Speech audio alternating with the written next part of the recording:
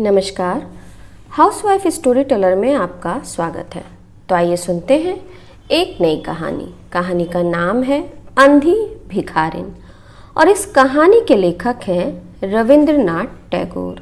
तो चलिए कहानी की शुरुआत करते हैं। अंधी प्रतिदिन मंदिर के दरवाजे पर जाकर खड़ी होती।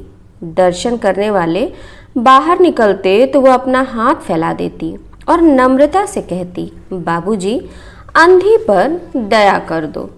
वह जानती थी कि मंदिर में आने वाले सहृदय और श्रद्धालु होते हैं। उसका यह अनुमान असत्य न था। आने जाने वाले 2-4 पैसे उसके हाथ पर रख ही देते। अंधी उन्हें दुआएं देती और उनकी सहृदयता को सराहती। स्त्रियां भी उसके पल्ले में थोड़ा बहुत अनाज डाल जाती थीं। प्रातः से संध्या तक वह इसी प्रकार हाथ फैलाए खड़ी रहती। उसके पश्चात मन ही मन भगवान को प्रणाम करती और अपनी लाठी के सहारे झोपड़ी का पथ ग्रहण करती। उसकी झोपड़ी नगर से बाहर थी। वह रास्ते में भी याचना करती जाती, किंतु राहगीरों में अधिक संख्या श्वेत वस्त्र वालों की होती, जो पैसे देने की अपेक्षा झिड़कियां दिया करते हैं। अंधी तब भी निराश ना होती और उसकी याचना बराबर जारी रहती। झोपड़ी तक पहुंचते पहुंचते उसे 2-4 पैसे और मिल जाते। झोपड़ी के समीप पहुंचते ही एक 10 वर्ष का लड़का उछलता कूदता आता और उससे चिपट जाता। अंधी टटोल कर उसके मस्तक को चूमती। बच्चा कौन है, किसका है, कहाँ से आया, इस बात से कोई परिचित नहीं था। 5 वर्ष हुए पास पड़ोस वालों ने उसे अकेला देखा था। इन्हीं दिनों एक दिन संध्या समय लोगों ने उसकी गोद में एक बच्चा देखा। वह रो रहा था। अंधी उसका मुख चूम चूम कर उसे चुप कराने का प्रयत्न कर रही थी। वह कोई असाधारण घटना ना थी, अतः किसी ने भी ना पूछा कि बच्चा किसका है। उसी दिन से यह बच्चा अंधी के पास था और प्रसन्न था। उसे वह अपने से अच्छा खिलाती और पहनाती। अंधी ने अपनी झोपड़ी में एक हांडी गाड़ रखी थी। संध्या समय जो कुछ मांग कर लाती उसमें डाल देती और उसे किसी वस्तु से ढांप देती, इसलिए कि दूसरे व्यक्तियों की दृष्टि उस पर ना पड़े। खाने के लिए अन्न काफी मिल जाता था। उससे काम चलाती। पहले बच्चे को पेट भरकर खिलाती, फिर स्वयं खाती। रात को बच्चे को अपने वक्ष से लगाकर वहीं पड़ी रहती। प्रातःकाल होते ही उसे खिला पिलाकर फिर मंदिर के द्वार पर जा खड़ी होती। काशी में सेठ बनारसी दास बहुत प्रसिद्ध व्यक्ति हैं। बच्चा बच्चा उनकी कोठी से परिचित है। बहुत बड़े देशभक्त और धर्मात्मा हैं। धर्म में उनकी बड़ी रुचि है। दिन के 12 बजे तक सेठ स्नान ध्यान में संलग्न रहते हैं। कोठी पर हर समय भीड़ लगी रहती। कर्ज के इच्छुक तो आते ही थे, परंतु ऐसे व्यक्तियों का भी तांता बंधा रहता था जो अपनी पूंजी सेठ जी के पास धरोहर रूप में रखने आते थे। सैकड़ों भिखारी अपनी जमा पूंजी इन्हीं सेठ जी के पास जमा कर जाते। अंधी को भी यह बात ज्ञात थी, किंतु पता नहीं अब तक वह अपनी कमाई यहाँ जमा कराने में क्यों हिचकिचाती रही। उसके पास काफी रुपए हो गए थे। हांडी लगभग पूरी भर गई थी। उसे शंका थी कि कोई उसे चुरा ना ले। एक दिन संध्या समय अंधी ने वह हांडी उखाड़ी और अपने फटे हुए आंचल में छिपाकर सेठ जी की कोठी पर पहुंची। सेठ जी बही खाते के पृष्ठ उलट रहे थे। उन्होंने पूछा, क्या है बुढ़िया? अंधी ने हांडी उनके आगे सरका दी और डरते डरते कहा, सेठ जी, इसे अपने पास जमा कर लो। मैं अंधी अपाहिज कहाँ रखते फिरूंगी। सेठ जी ने हांडी की ओर देखकर कहा, इसमें क्या है?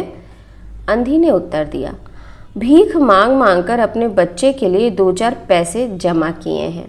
अपने पास रखते हुए डरती हूँ। कृपया इन्हें आप अपनी कोठी में रख लें। सेठ जी ने मुनीम की ओर संकेत करते हुए कहा, बही में जमा कर लो। फिर बुढ़िया से पूछा, तेरा नाम क्या है? अंधी ने अपना नाम बताया।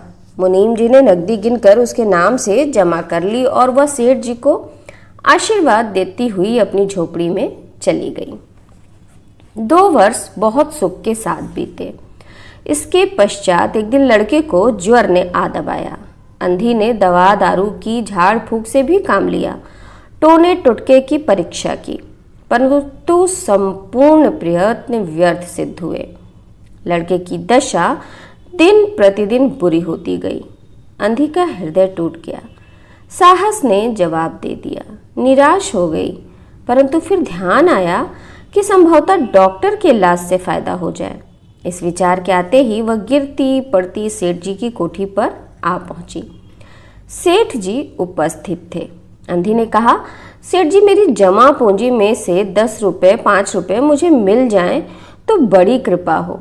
मेरा बच्चा मर रहा है, डॉक्टर को दिखाऊंगी।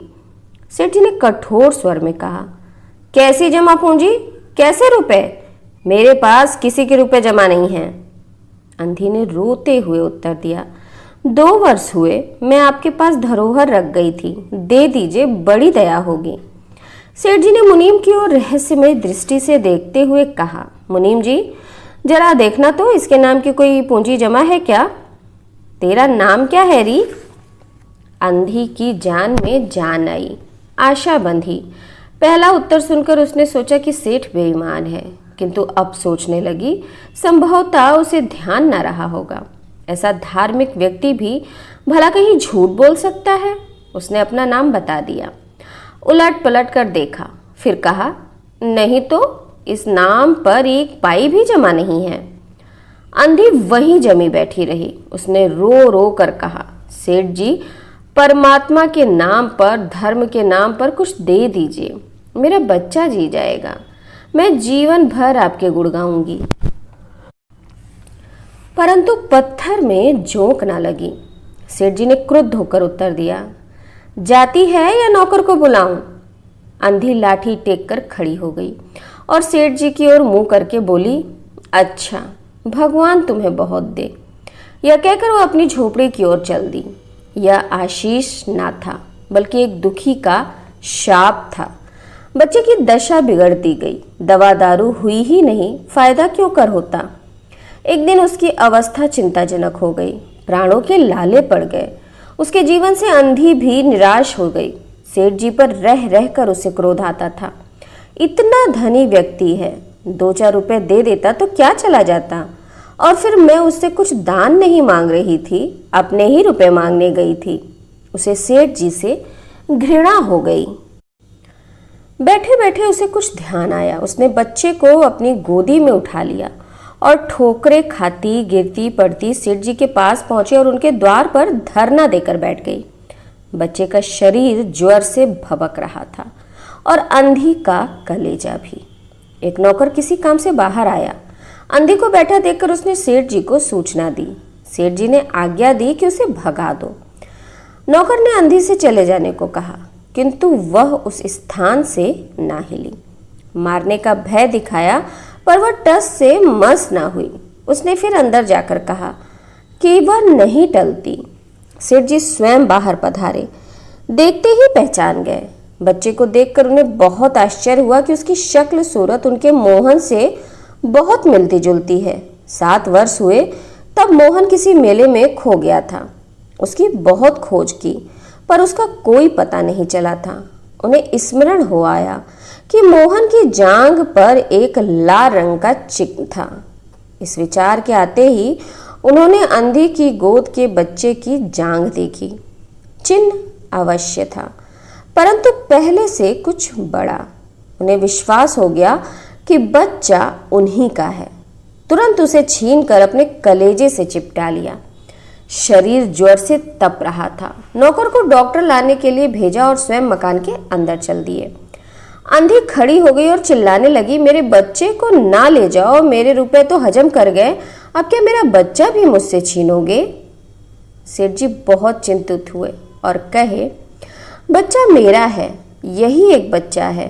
7 वर्ष पूर्व कहीं खो गया था, अब मिला है, सो इसे कहीं नहीं जाने दूंगा और लाख यत्न करके भी इसके प्राण बचाऊंगा। अंधी ने एक जोर का ठहाका लगाया। तुम्हारा बच्चा है, इसलिए लाख यत्न करके भी उसे बचाओगे। मेरा बच्चा होता तो उसे मर जाने देते। क्यों? यह भी कोई न्याय है?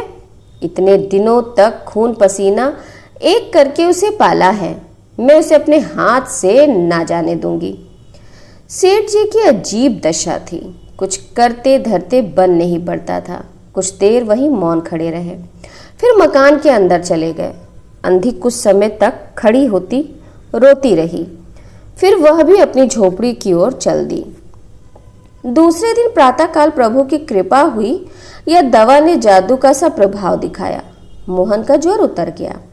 होश आने पर उसने आंख खोली तो सर्वप्रथम शब्द उसकी जबान से निकला, माँ। चहुं ओर अपरिचित शक्लें देखकर उसने अपने नेत्र फिर बंद कर लिए। उस समय से उसका ज्वर फिर अधिक होना आरंभ हो गया। माँ माँ की रट लगी हुई थी। डॉक्टरों ने जवाब दे दिया। सेठ जी के हाथ पांव फूल गए। उन्हें चहुं ओर अंधेरा दिखाई पड़ने लगा। क्या करूं? एक ही बच्चा है, इतने दिनों बाद मिला भी तो मृत्यु उसे अपने चंगुल में दबा रही है। इसे कैसे बचाऊं? सहसा उन्हें अंधी का ध्यान आया। पत्नी को बाहर भेजा कि देखो कहीं वह अब तक द्वार पर न बैठी हो, परंतु वह वहां कहाँ।